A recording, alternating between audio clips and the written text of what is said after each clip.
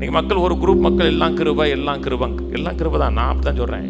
அவங்க சொல்கிற அந்த கான்செப்ட் வேற. அவங்க எல்லாம் கிருபைன்னு என்ன சொல்கிறாங்கன்னா, எல்லாமே தேவனுடைய பாட்டு தான், என்னுடைய பாட்டு ஒன்றுமே கிடையாது. ஏன்னா தேவன் சாவரின் காடுங்கிறாங்க இல்லையா, தேவன் சர்வ அதிகாரம் உள்ள தேவன், தன்னிச்சையாக செயல்படக்கூடிய தேவன். நான் சாவரின் எப்படி நம்புறேன்னா, நான் பிறப்பதற்கு முன்பாகவே, நல்வினை தீவினை செய்வதற்கு முன்பாகவே, என்னுடைய செயலுக்கு அப்பாற்பட்ட விதத்தில் அவர் தன்னிச்சையாக சுதந்திரமாக எனக்கு ஒரு நல்ல வாழ்க்கையை ஏற்படுத்தி வைத்திருக்கிறார். அதான் சாவரின். அவர் எனக்கு என்கிட்ட ஒன்றும் கேட்கல, உனக்கு இது வேணுமா அது வேணுமான்னு கேட்கல. எனக்காக நான் கனவு காண முடியாத ஒரு வாழ்க்கையை ஏற்படுத்தி வைத்திருக்கிறார். அதை விசுவாசிக்க முடியாது, ஃபோர்ஸ் பண்ண மாட்டார், கழுத்து பிடிச்சு நடத்த மாட்டார்.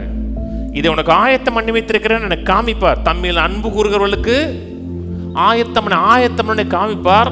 அந்த ஆயத்தம் பண்ணிருக்கிற காரியங்களை நான் கரங்களை நீட்ட அப்படி பிடிச்சுக்கிட்டேன்னா அது வேதம் விசுவாசம்னு சொல்லுது.